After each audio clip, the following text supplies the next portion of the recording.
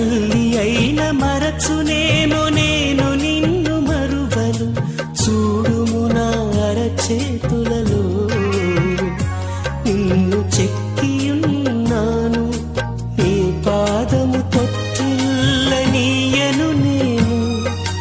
నిన్ను కాపాడువాడు కునుకడు నిదురపోడు అని చెప్పి వాగ్దానం చేసిన యేసయ్యా తల్లిలా లాలించును.